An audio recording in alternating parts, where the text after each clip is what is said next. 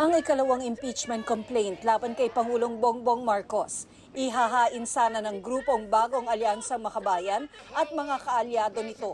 Pero na magtungo sila sa Office of the Secretary General, tumanggi ang Executive Director ng tanggapan na tanggapin ang reklamo dahil nasa abroad si House Secretary General Cheloy Garafil. Ayon sa kanya, wala siyang authority to receive the complaint.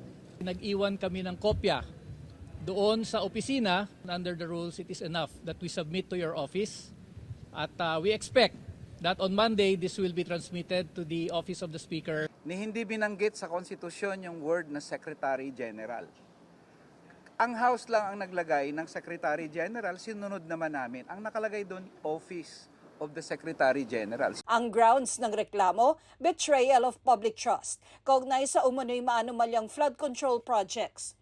Kasama sa mga ginawa raw ng Pangulo na ka-impeach ay ang paglalatag ng sistema raw ng korupsyon sa pamamagitan ng allocables, pag-abuso sa kapangyarihan sa paggamit ng unprogrammed appropriations at personal na pagkakasangkot sa budget insertions at kickbacks. Kasama sa mga ebidensya ng grupo ang Cabral Files, affidavit ni dating DPWH Undersecretary Roberto Bernardo na nagdetalya ng bilyong-bilyong pisong kickback umano sa mga senador at opisyal sa ehekutibo at transcript ng Senate Blue Ribbon Committee hearing.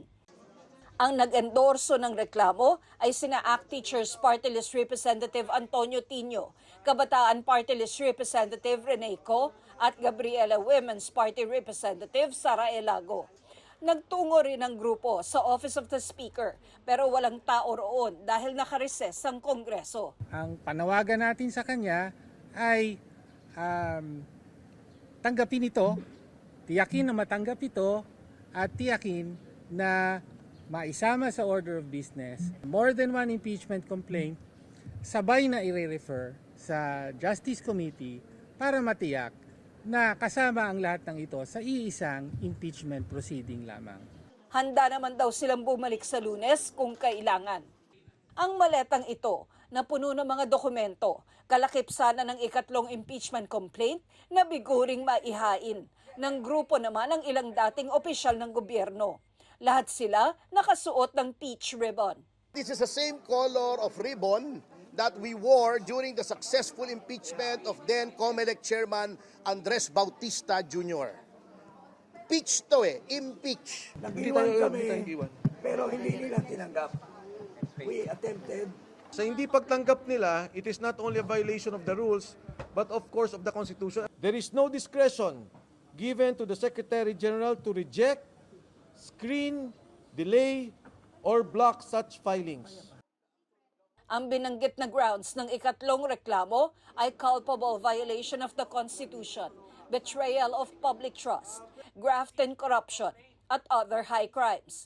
Hindi pinangalanan kung sinong mga incumbent na kongresista ang nag-endorso ng reklamo dahil hindi naman daw ito tinanggap.